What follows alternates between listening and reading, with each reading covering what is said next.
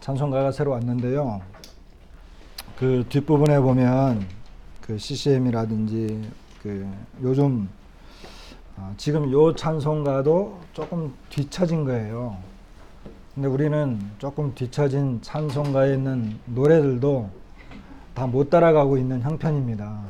그래서 우리 특별히 이제 우리 청년들은 여기 있는 그 찬양들, 우리 그 고전적인 이런 찬양, 어떤 정형화된 이런 그 곡들이 아닌 것이 많잖아요. 막 쉼표도 많고, 막 이렇게 높낮이도 막 들쭉날쭉하고 이런 것들이 많이 있어요.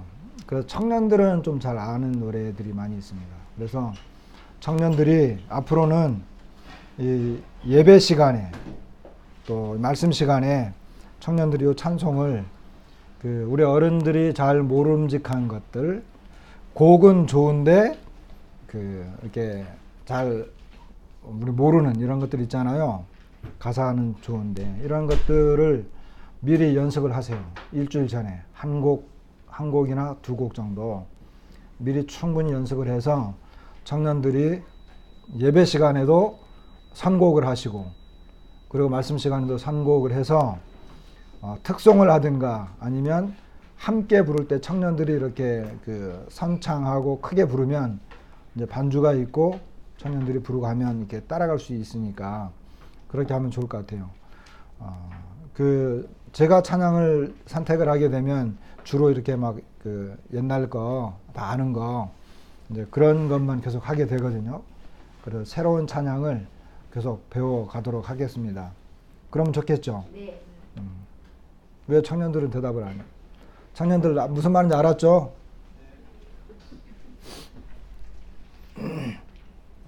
그래서 다음 주부터는 그렇게 하도록 하면 좋을 것 같아요.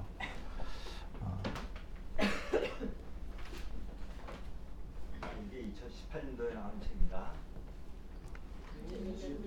앞에 보니까 중고판 인류체 2018년 20년 1월 1일 또 통계 나왔다. 이게 초판이 78년에 나왔어요. 78년. 야, 우리가 그전에 봤던 게 40년 된 거예요. 나온 지가. 자, 말씀을 보겠습니다. 그 제가 그 한 번씩 그 어떤 글을 읽기 위해서 이제 책을 사면 비싸니까 그 밴드나 이제 다른 데서 올라오는 이런 글들 중에 그 브런치라고 하는 그 이제 밴드가 있는데 거기서는 이제 작가들이 글을 올리는 뭐 오래된 작가도 있고 초보 작가들도 글을 올리는데 한 소절 그 내용을 보면서 영적으로도 우리에게도 필요한 것이다 라고 하는 생각을 좀 했습니다. 어떤 아버지가 자녀들에게 보내는 이런 그 글인데 제목이 이렇습니다. 시간 나서가 아니라 시간을 내어서라도 해야 하는 것들. 소제목으로는 시간을 내어서 살자. 시간 나는 만큼 살지 말고, 이런 그 제목입니다. 그래서 여기 이제 보면 제가 좀 읽어드리겠습니다. 전력을 다해 시간에 대항하라. 전력을 다해 시간에 대항하라. 혹시 누가 한 말인지 아시는 분? 톨스토이가 아버지가 이제 자녀들에게 이제 하는 그 글입니다. 이것은 톨스토이가 말했어. 이만큼 시간에 대해 강렬한 명언이 또 있을까? 시간은 속절없단다. 그러니 우리는 열렬하게 대항해야 해. 그렇지 않으면 시간은 우리를 그저 짓밟고 지나갈 수도 있거든. 우리가 시간에 속절없이 당하는 경우는 대개 시간이 날 때 무엇을 해야겠다고 마음 먹을 때인 것 같아. 바쁜 게 지나면, 좀 더 안정이 되면 해야지 하는 것들은 결코 실행되지 않는다는 걸 살아오면서 많이 깨달았어. 스스로를 괴롭히고 자책하고 꾸짖으면서 일어나는 자신과의 갈등은 삶의 중심을 흐트릴 정도란다. 그러나 우리는 시간 날 때가 아니라 시간을 내어서 무언가를 하고 시간에 대항하는 삶을 살아가야 해. 그러면서 이제 그 시간을 내어서 시간에 대항해서 해야 되는 것. 몇 가지가 이제 있습니다. 시간을 내어서라도 해야 하는 것들 몇 가지. 첫째, 독서.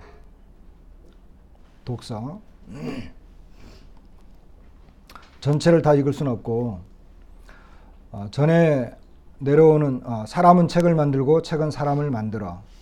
전에 내려오는 이야기들과 나와 생각이 다른 사람들의 생각과 상상력은 시간을 초월해. 소크라테스도 남의 책을 많이 읽어라. 남이 고생하여 얻은 지식을 아주 쉽게 내 것으로 만들 수 있고 그것으로 자기 발전을 이룰 수 있다라고 말했거든. 그러니 독서는 시간에 대항하는 아주 좋은 방법이란다. 이렇게 이제 이야기하는 것을 보게 됩니다. 그래서 우리가 먼저 책으로 다가가야 해. 시간이 나서가 아니라 시간을 내어서 독서를 한다면 우리는 많은 선물을 책으로부터 받게 될 거야.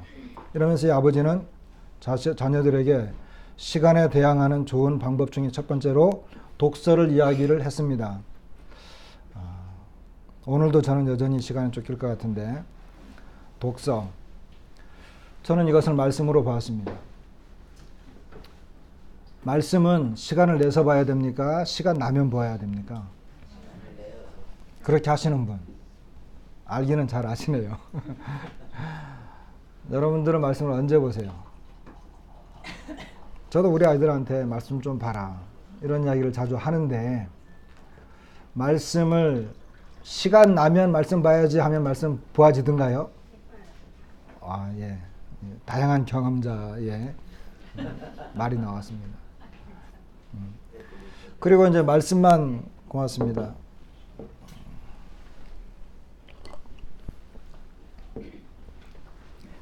말씀만 보는 게 아니라 말씀에 관계된 좋은 책들이 있죠. 그런 거는 어떻습니까?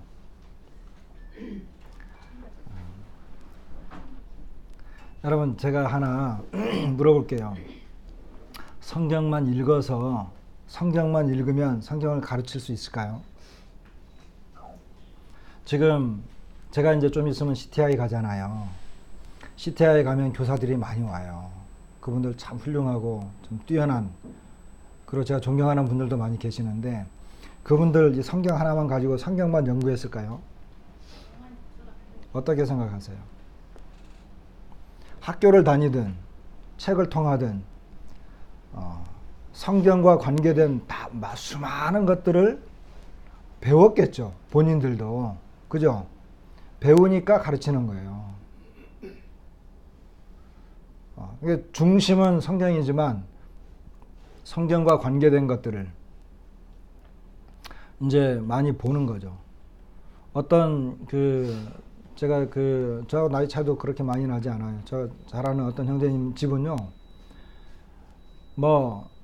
온 집이 들어가면 입구에서부터 거실, 안방, 작은 방,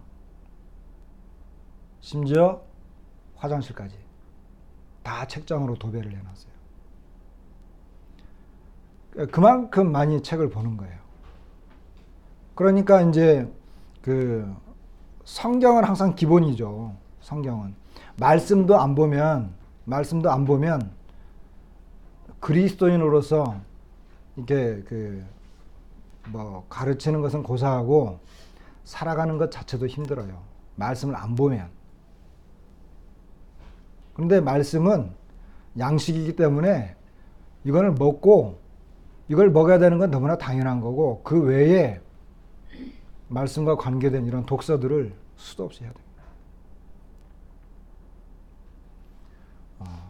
사도 바울이 디모데에게 너는 올 때에 드로아에 있는 가보의 집에서 책을 가져와라. 특별히 가죽 종이에 쓴 책을 가져와라.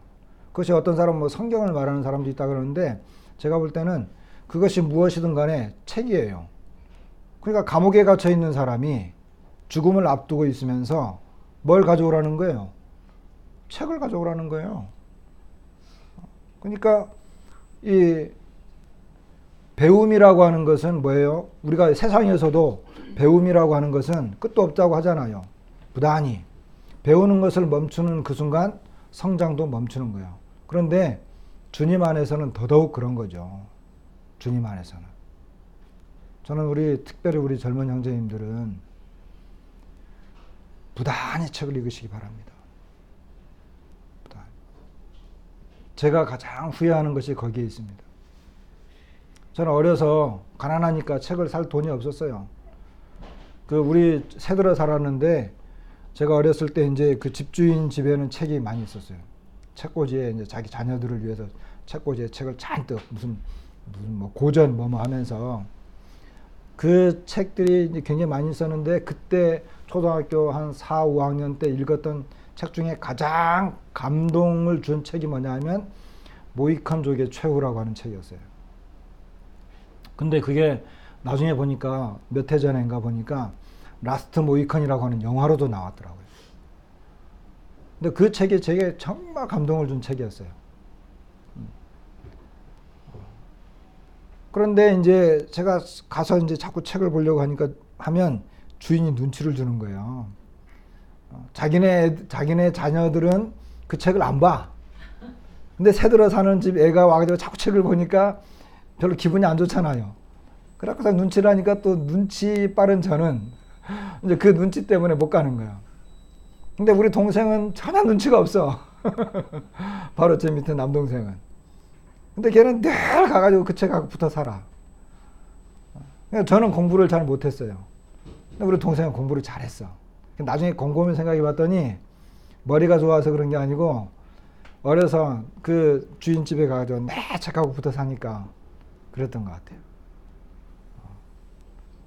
그래서 우리 형제 자매님들은 책을 많이 보시기 바랍니다. 지금은 좋은 책들이 얼마나 많이 나오는지 몰라요. 지금은. 그죠? 지금은요. 우리 여기 이제 오래되신 분들, 자매님들 계시지만 제가 어렸을 때는 늘 이야기하잖아요. 제가 어렸을 때는요. 횃불지 하나밖에 없었어요. 엠마오 성경학교 그거 좀 하고 횃불지밖에 없었어요. 횃불지 오기만 눈꼽아 기다린 거야. 그런데 저는 모임책만 책인 줄 알았거든요. 나중에 그럴 줄 알았으면 이제 서점에 가서 막 사서 볼 수도 있었는데 그런 것도 없었고. 그런데 지금은 좋은 책들이 얼마나 많이 나오는지 몰라요. 부단히 책을 보세요. 그래서 이 독서는 너무나 중요하다. 시간을 대항해서 싸울 수 있는. 그래서 말씀, 바이블 타임 올해부터는 연대기 들어갔죠? 꾸준히 하세요. 밴드를 보니까 한 두어 사람만 하는 것 같아요. 이 바이블 타임을 하는 분이 한 두어 사람밖에 없는 것 같아요. 바이블 타임 지금 하루에 석 장, 넉 장 읽죠? 놓치면 한 이틀 빼면 몇 장 읽어야 돼요? 7장, 8장 읽어야 되죠? 한 3일 빼먹으면 10장 이상을 읽어야 되는 거예요, 이제. 그럼 어때요? 읽고 싶은 마음이 들어요, 안 들어요? 1월 달은 넘어가자. 그래갖고 한 보름 이상 남았는데 그냥 덮어놓고 이제 2월 달 기다리는 거예요, 2월 달. 그럼 이제 없잖아요. 그래서 제가 할 수 없이 처방을 내서 처방을 줬죠. 어떻게 하라고요? 그날 못 익었는데 넘어가 버렸어요. 자, 벌써 이제 오늘이 12틀이잖아요. 자, 창세기 10장까지 읽고 끝났죠? 창세기 11장까지 읽었나요? 네, 창세기 11장까지 읽었죠. 근데 못 읽었어. 지금 욥기 읽고 있잖아요. 욥기 이제 33장 막 이렇게 읽어야 되는데 못 읽었어. 그럼 어떻게 해야 돼요? 처음부터 해야지. 못 읽은 거 이제 오늘부터라도 해야지 해서 1월 1일자 찾아가지고 이제 창세기 1장부터 읽기 시작했어요. 한 3장쯤 읽으니까 지쳤어. 그럼 못 읽어. 오늘 것도 못 읽고 지나간 것도 못 읽고. 그러면 결국 바이블 타임 못 따라가요. 1년 1도 그렇게 쉬운 게 아니에요. 만만한 게 아니에요. 그럼 어떻게 하라고요? 못 읽고 지나간 거는 어쩔 수 없으면 포기하세요. 그리고 그날 걸 읽으세요. 그날 거. 그리고 꾸준히 따라가다 보면 어느새 한 권을 다 읽는 거예요. 1년치를 한번 읽는 거예요. 그리고 우리 엠마오 성경학교 하시죠? 수요일날 저녁에 오시면 엠마오 성경학교 하잖아요. 엠마오 성경학교 교재. 엠마오 성경학교 담임선생님 누군지 아세요? 제주 가령걸교회 엠마오 성경학교 담임선생님 누구예요? 맞아요? 이럴 때 우리가 쓰는 말이 미치고 팔딱 뛰겠나요? 엠마오 성경학교 이 담임 선생님은 김성원 형제님이에요. 이거 우리 그 교회 정관에 나와 있어요. 총회할 때 했어요. 근데 본인이 담임 선생님 몰라. 발령 났는데 자기가 몇 학년 맡았는지 몰라. 엠마오 성경학교는 우리 김성원 형제님이 담당입니다. 엠마오 성경학교에서 이제 마태복음부터 하잖아요. 마태복음. 우리 아직 안 들어갔죠? 들어갔어요, 안 들어갔어요? 들어갔죠? 이과 이미 지나갔어요. 3과. 3과. 그래서 목, 금, 토 일요일은 쉬고 월, 화, 수요일 날 저녁에 와서 문제 풀고 교제하는 거예요. 같이 이제 토의하는 거예요. 거의 그룹 토의도 있으니까 그렇게 하는 겁니다. 마태복음. 그렇게 해서 2주가 지나면 마태복음 끝나는 거예요. 그죠? 그 다음 마가복음 모든 과목이 다 12과 있으니까 그렇게 해서 엠마오 성경학교 열심히 하시기 바랍니다. 등록하신 분은 필수적으로 해야 되고 등록하지 않은 분도 수요일날 오시면 함께 공부할 수 있어요. 그래서 하시기 바라고. 주일날 오후에 뭐 하나요? 주일날 오후에 새벽별에서 나온 신앙생활, 그죠? 그리스도인의 이제 신앙생활 하잖아요. 그거 이제 2주에 한 번 마치는 거죠. 한 과를 마치는 거죠. 한 번은 읽고 그냥 같이 이제 읽어 나가는 거고, 설명도 좀 하고, 두 번째는 그룹 교제 하는 거죠. 그런 식으로 하기로 했는데, 그거는 이제 청년들은 우리 강보성 형제님이 하고, 성인은 김성원 형제님이 담당입니다.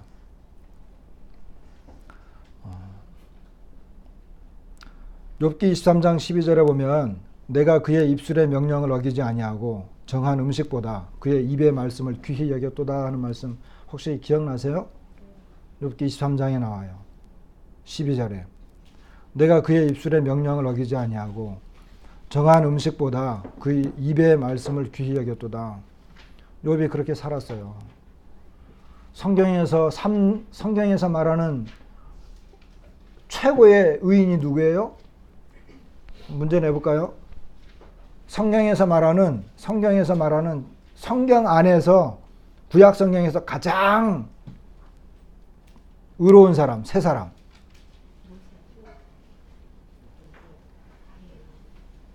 모세, 또 욥, 또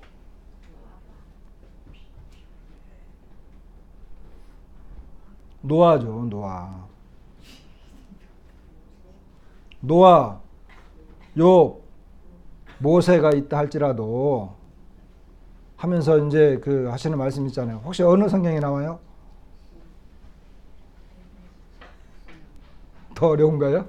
그것도 모르는데 그게 어느 성경에 나와요? 라고 물어보니 참 묻는 사람이 답답한 일이죠. 에스겔서에 나와요. 에스겔서 14장에 나와요. 에스겔서 14장. 그런데 이 욥이 노아도 순종한 사람이죠. 다니엘. 노아, 다니엘, 욥. 노아도 순종한 사람이죠.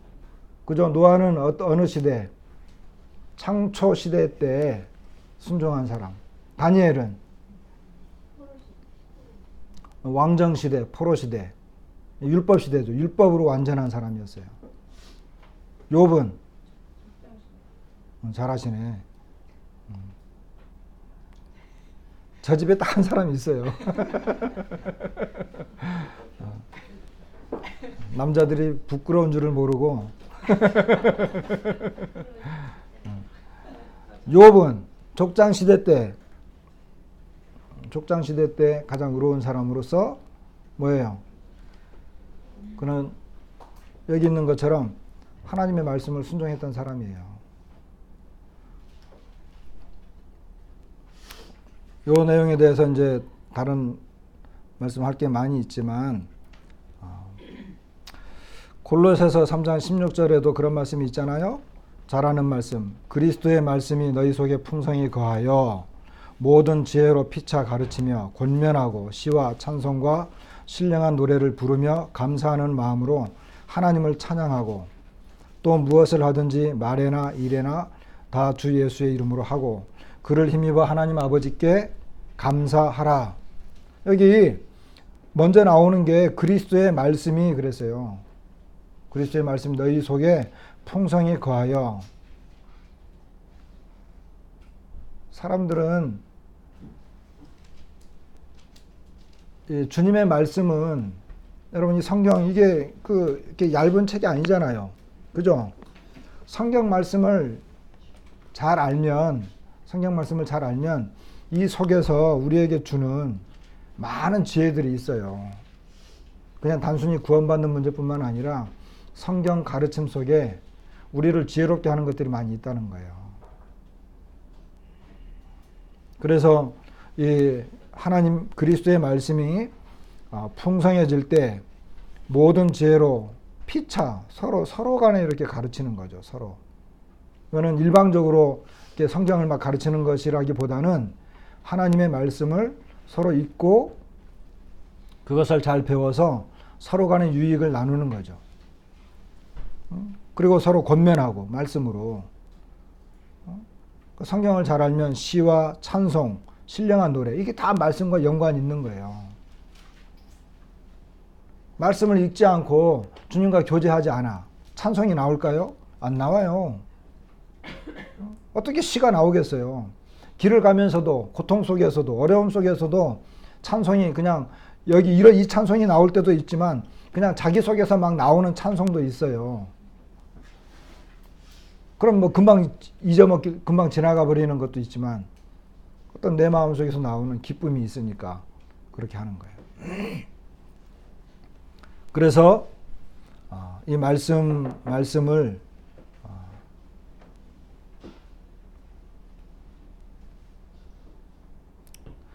말씀은 절대적이다. 말씀은 절대 아까 그 아버지가 말한 것처럼 이 말씀은 시간이 말씀을 기다려주지 않아요. 바이블 타임 맨 처음에 보면 거기 뭐가 나와요? 나는 매일 말씀을 읽겠습니다. 매일 몇 시에 읽겠습니다. 그죠? 서약서에 보면 매일 어디에서 말씀을 읽겠습니다. 그거 쓰세요. 그거를. 쓰셔가지고 그대로 해보세요. 그렇게 하지 않으면 못해요. 성경 읽을 시간이 어디 있어요, 세상에. 꼭두 새벽에 나가서 밤늦게 들어와야 되는데. 그러니까 먼저 말씀을 읽겠다라고 하는 그 시간을 따로 빼내야 돼요. 내가 주님 앞에 나가는 그 시간. 자, 그 다음에 아버지가 또 무슨 이야기 했느냐면 시간을 내서라도 해야 되는 것. 두 번째는 운동입니다.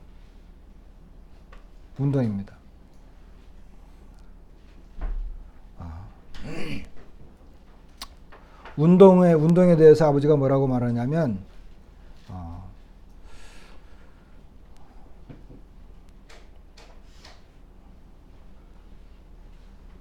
어른들의 운동은 생존을 위한 거야. 어렸을 땐 어른들의 운동이 시간, 마음, 금전의 여유에서 온 것처럼 보였지만 하루가 다르게 달리는 체력과 운동하지 않으면 이대로 생을 마감할 수도 있겠다는 불안감 때문이란 걸 아빠도 깨닫게 되었어. 제가 요즘에 그렇습니다.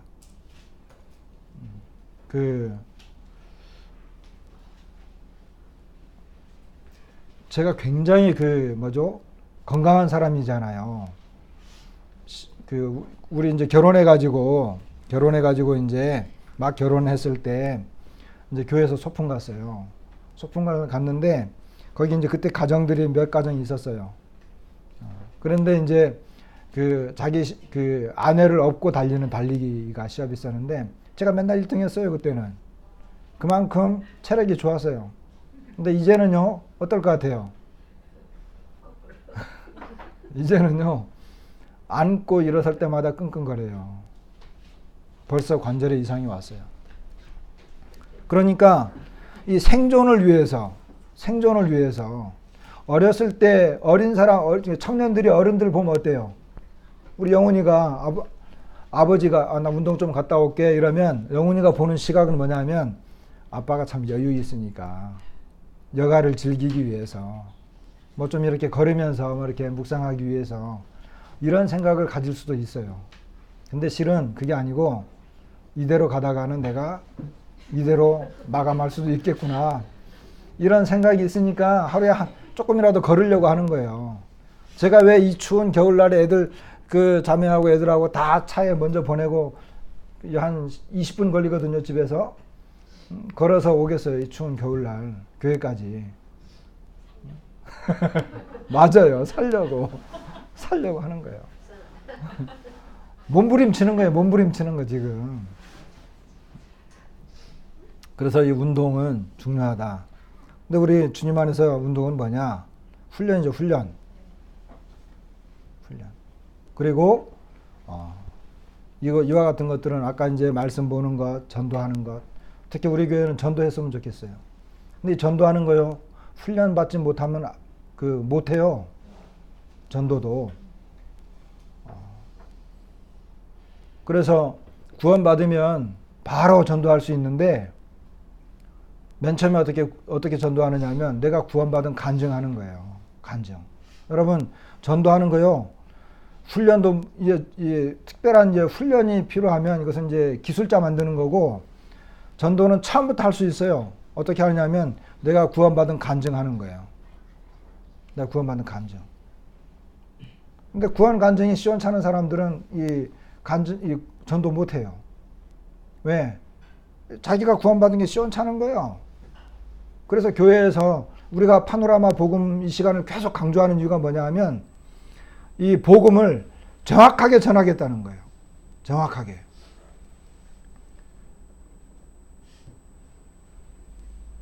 그래서 이제 이제 전도도 좀 체계적이고 규모 있게 하기 위해서 그렇게 이제 일부러 하는 건데 그러나 구원받으면 처음부터 그렇게 다 못한다 하더라도 근데 구원 간증부터 하는 거예요. 예수님 믿으세요 하고 이렇게 둘이 앉아서 교제하게 되면 저는요 이렇게 예수님 믿게 되었거든요 하면서 간증을 하는 거예요. 그러니까 당신도 예수님 믿으셔야 됩니다. 우리 교회 토요일 날 오세요. 우리에게 이상희 씨 오늘 나와서 참 반갑고 좋은데 우리 교회에서 토요일 날 복음 집회 시간이 있어요. 토요일 아시죠?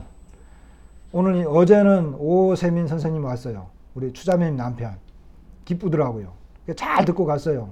뭐 집에 가서 어떻게 아내를 들복 갔는지 모르지만 뭐 하여간 잘 듣고 갔어요. 뭐 이유가 어떻든 간에. 그리고 오늘은 그 박문수 선생님 오셨잖아요. 일찍 가는데 본인이 미안해할 이유가 하나도 없거든요. 뭐 우리 교회 성도도 아니고 아무것도 아닌데 막 미안해하면서 가는 거예요. 참 좋은 현상인 거예요. 좋은 현상이잖아요. 그죠? 와서 이제 말씀을 듣는데 우리가 할 수만 있으면 토요일 날 우리 청년들은 친구들 어떻게 하든지 토요일 날 끌고 와서 복음을 듣게 하세요. 우리 성도님들은 토요일 날 와서 들으면 지금 벌써 4탄, 5탄째 들어가는 거예요. 물론 그 리바이벌 하는 거 있어요. 4탄과 5탄은 지금 거의 리바이벌 하고 있는데 들으면 자꾸 듣다 보면 복음을 저런 식으로 전하면 되겠구나.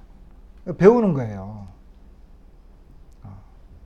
그런 것이 아직 체계화되지 않았을 때 막 구원받은 사람은 구원받은 간증을 통해서 간증하면 전도하는 거거든요.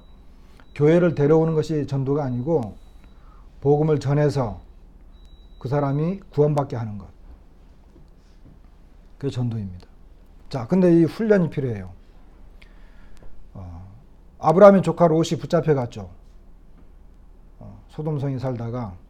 근데 이제 아브라함이 이제 조카가 사로잡혔음을 듣고 집에서 길리고 훈련된 자 318명. 거느리고 단이라고 하면 이스라엘 저 북쪽 위에 있어요. 그러니까 거의 끝까지 간 거죠. 그렇게 해가지고 모든 빼앗겼던 재물과 자기의 조카 롯과 그의 재물과 또 부녀와 친척을 다 찾아왔더라. 이 군대하고 싸운 거예요. 군대하고 그 왕들하고 싸운 거거든요. 그것도 이제 5명의 왕들하고 연합군하고 싸운 거예요. 어떻게 그럴 수 있겠어요? 어떻게? 훈련되니까. 훈련된 사람들. 길리고 훈련된 자. 이 사람은 철저하게 아브라함 밑에서 아브라함과 혼연일체가 돼가지고 살았던 사람들이에요. 놀라운 거죠. 그 왕들에게 붙잡혀간 이런 사람들을 빼앗아 올 수 있는 그런 능력이 어디에 있었느냐. 아브라함이 전혀 그런 게 없었으면 제가 이제 이 시간을 빌어서 말씀을 드리는데 저에게도 소원이 있어요. 저에게도. 우리 교회가 막 크는 것 그거는 부차적인 거예요. 우리 교회가 뭐 200명, 300명, 500명 그건 부차적인 거예요. 저는 그렇게 안 돼도 좋아요. 그럼 뭐냐? 저에게 소원이 있는 건 뭐냐면 우리 교회에서 계속해서 일꾼이 나오는 거예요. 일꾼이 양육되는 거예요. 제가 능력이 없어서 이 정도밖에 못하지만 그러나 제 마음의 소원은 그거예요. 그리스도의 참된 제자, 훈련된 일꾼, 이 사람 나오는 거예요. 그런 교회, 어떤 교회 일꾼이 많이 양육이 돼서 배출이 됐어. 그럼 그 교회는 이미 큰 교회예요. 그 교회는. 저에게 소원이 거기 있어요. 여러분, 다윗이 왕이 됐죠. 나중에 그 역대상 이런 거 한번 읽어보세요. 다윗을 도와가지고 왕국을 세우고 다윗을 왕으로 만들어준 사람들은 다윗 혼자 된 게 아니에요. 다윗의 용사들이 있었어요. 그럼 용사들에 대해서 쭉 설명하잖아요. 그런 용사들이 없었으면 다윗이 왕 되는 건 불가능한 일이었어요. 우리 교회가 이런 용사들로 막 채워졌을 때 그리스도의 나라를 세우는 거예요. 용사들이 세우는 거예요, 실은. 전쟁에 나가가지고 이겨서. 근데 다 하나같이 오합지졸이면 어떻게 되겠어요? 전쟁에 나가면 그냥 그 화살바지밖에 더 되겠어요? 안 되는 거예요. 그러니까 이 운동을 통해서, 훈련을 통해서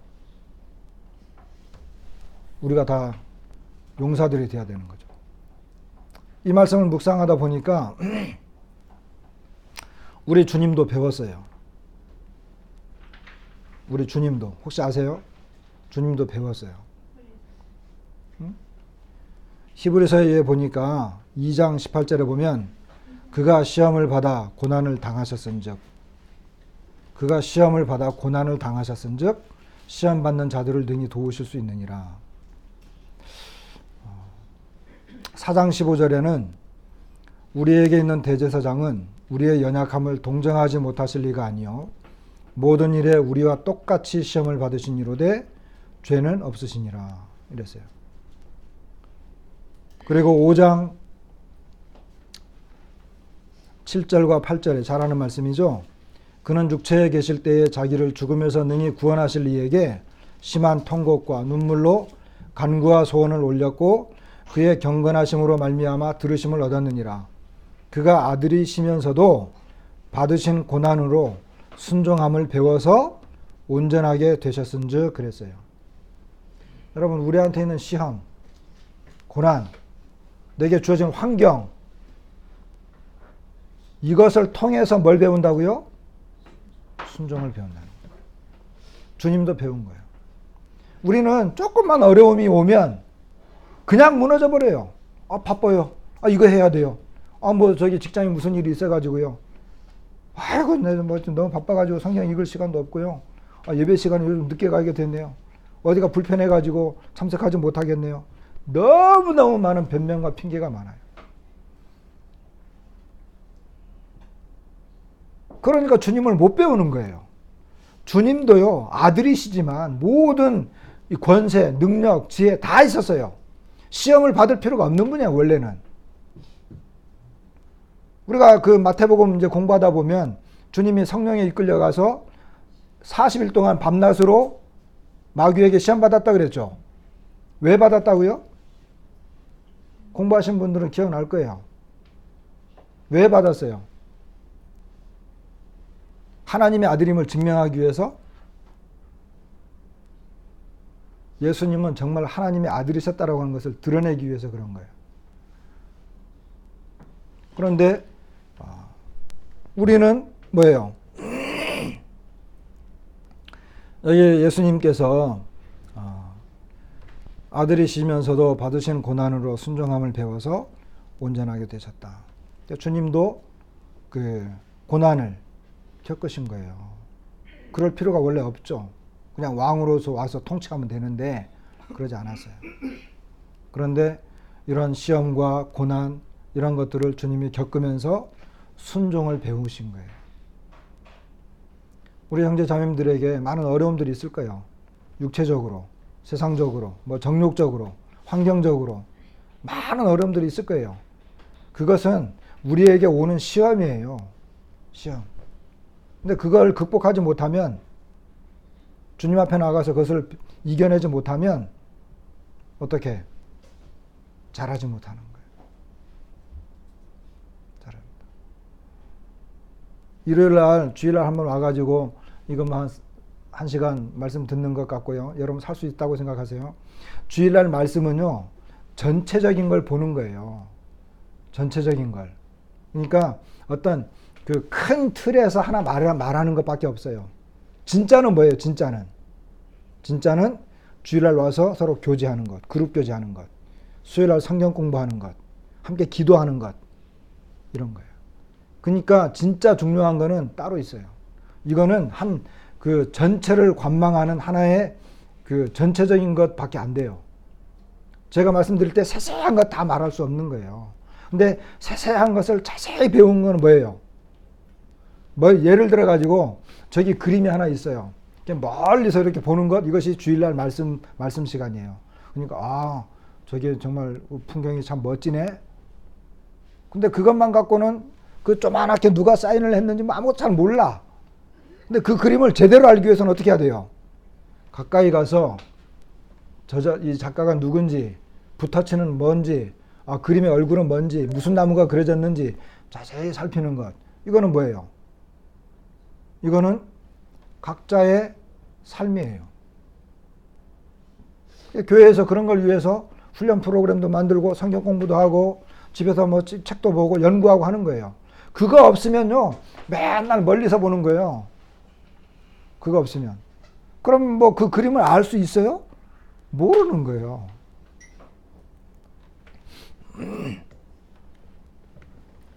그 다음에 아버지가 또 이제 세 번째 말한 건 뭐냐면, 사색. 요즘은 사색할 시간이 없는 시대야. 팝콘 브레인이라는 말이 이러한 시대를 잘 설명해주고 있단다. 팝콘 브레인은 첨단 디지털 기기에 익숙해 뇌가 현실에 무감각 또는 무기력해지는 현상을 말해.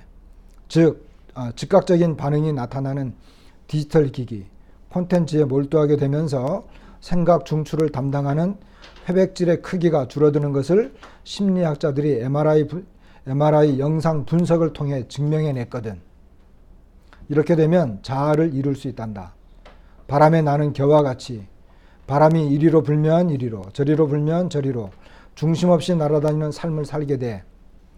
생각하며 살지 않으면 사는 대로 생각하게 된다. 이렇게 말해줘. 그러니까 생각하며 살지 않으면 사는 대로 생각하게 된다. 이렇게 이야기하는 걸 보게 됩니다. 그래서 시간을 내어서 생각을 해야 한단다.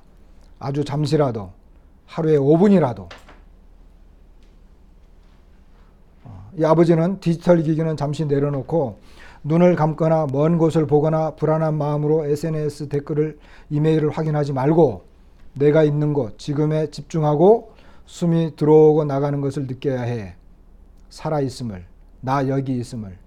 그럴 때 우리는 과거와 미래를 가진 지금 이 순간의 온전한 존재가 될 수 있어. 인문학에서 고전을 많이 접해야 하는 이유는 많은 사람들의 사색이 담겨 있기 때문이란다.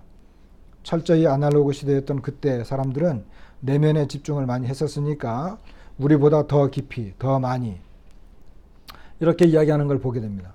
그럼 우리에게 있어서 사색은 뭘 말하겠습니까? 묵상, 기도. 그 성경은 소망 중에 즐거워하며 환난 중에 참으며 기도에 항상 힘쓰며. 기도가 쉬운 것 같아요, 여러분. 제가 제일 힘들어하는 부분이 기도예요. 왜? 기도는 힘쓰지 않으면 안 되니까. 이제는 무릎을 꿇어서 오래 앉아있는 것도 힘들게 됐어요. 그런데 저기 그 베델 기독교 서점에 갔더니 거기에 기도 의자가 있더라고요. 기도 의자. 혹시 보신 분? 나중에 그거 좀 우리 사서 선물해 줬으면 좋을 것 같아. 기도 의자. 만들어요? 그래서 만들자는 생각을 했어요. 기도 의자가 어떻게 생긴 거냐면요. 요렇게 생긴 거예요. 요렇게 서가지고 요렇게 됐으니까 그 사이에 무릎을 넣고 엉덩이를 깔아 앉아서 엉덩이를 깔아 앉고 무릎을 뒤로 해도 안 아픈 거예요. 그게.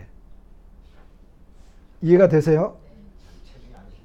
네, 체중이 무릎에 안 실리니까. 이렇게 깔고 이렇게 의자에 앉아가지고 무릎을 그 의자 밑으로 쏙 집어넣을 수 있어.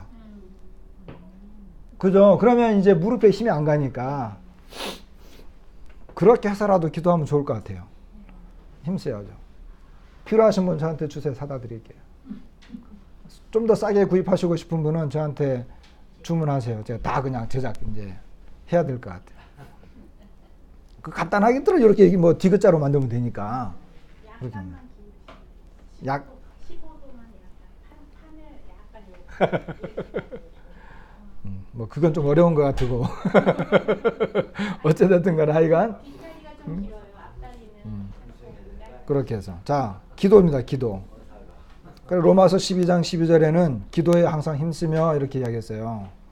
그리고 데살로니가전서 5장에는 뭐라고 나왔어요? 쉬지 말고 기도하라.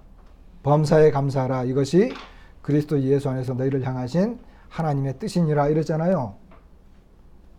그러니까 하나님의 뜻이 뭐예요? 쉬지 말고 기도하라는 거예요.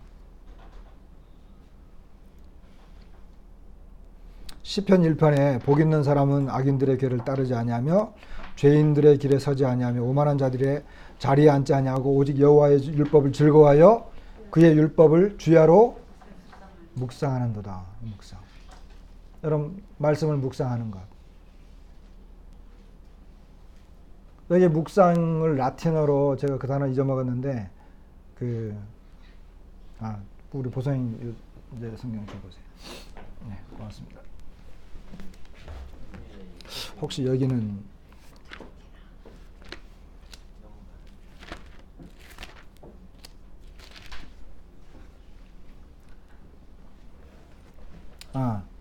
이 묵상이 있잖아요. 라틴어로 메디켈로스예요. 메디켈로스.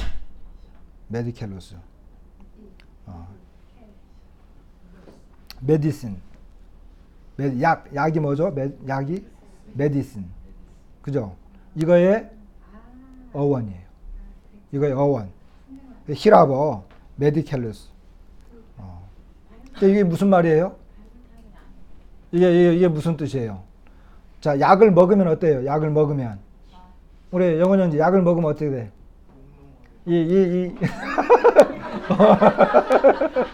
몽롱하지. 몽롱하지. 왜 몽롱한 거야? 그냥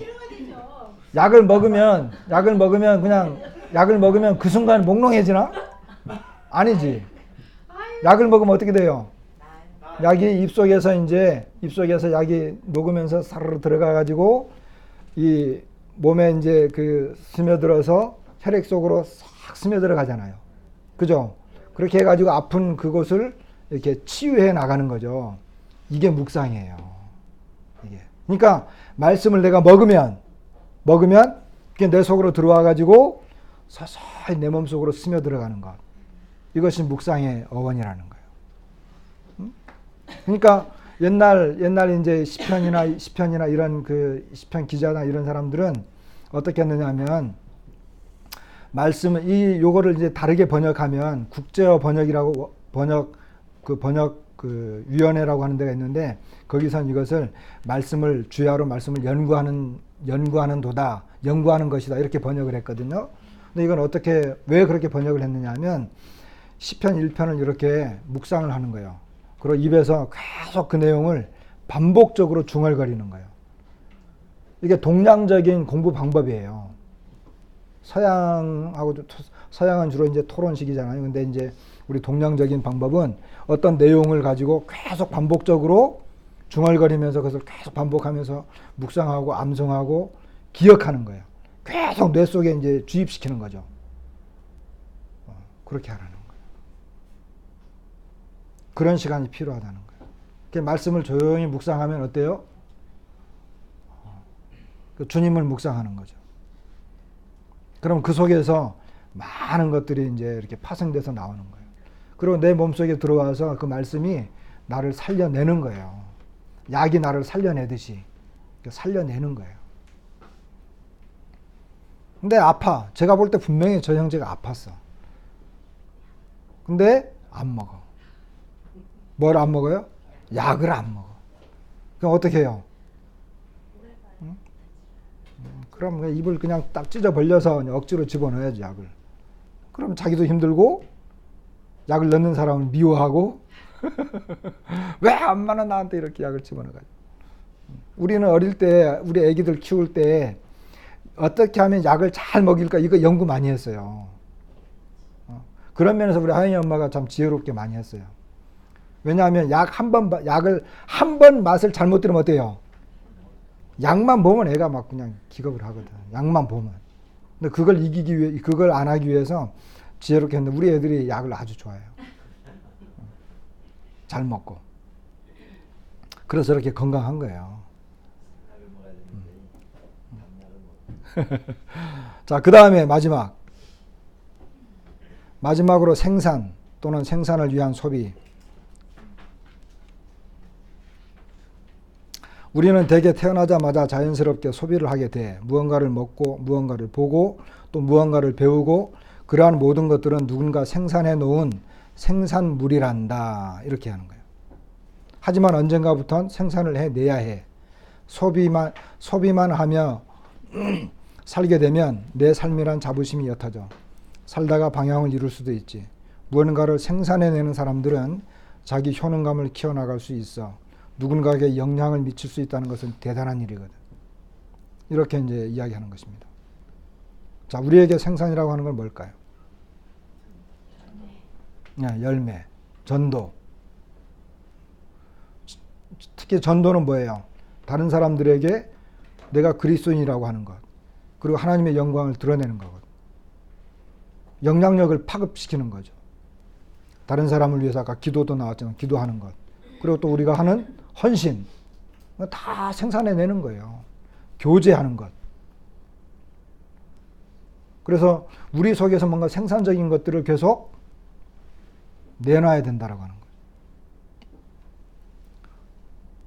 그러기 위해서는 로마서 6장 13절에 보면 이런 말씀이 있어요. 또한 너희 지체를 불의의 무기로 죄에게 내주지 말고 오직 너희 자신을 죽은 자 가운데서 다시 살아난 자같이 하나님께 드리며 너희 지체를 의의 무기로 하나님께 드리라. 하나님께 드리며 하나님께 드리라. 우리의 삶을 드리는 거죠. 그래서 내가 다른 사람이 생산해 놓은 것을 먹고 살아가는 것처럼 나도 생산해 내야 되는 것입니다. 좋은 열매, 선한 열매, 아름다운 열매 이걸 자꾸 생산해 내야죠. 다른 사람들이 그것을 보고 영향력을 받을 수 있도록. 이것이 우리에게 주어진 일들입니다. 아버지가 자녀들에게 이런 권면했던 내용의 이런 글들을 보면서 우리한테 필요한 거다. 똑같은 거다. 하나님 아버지께서 우리에게 권면하시는구나 하는 이런 생각을 하게 되었습니다.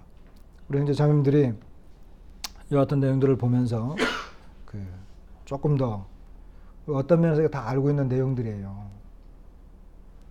그런데 이것을 실제로 실제로 적용하는 것은 다른 문제입니다. 말씀을 마치겠습니다.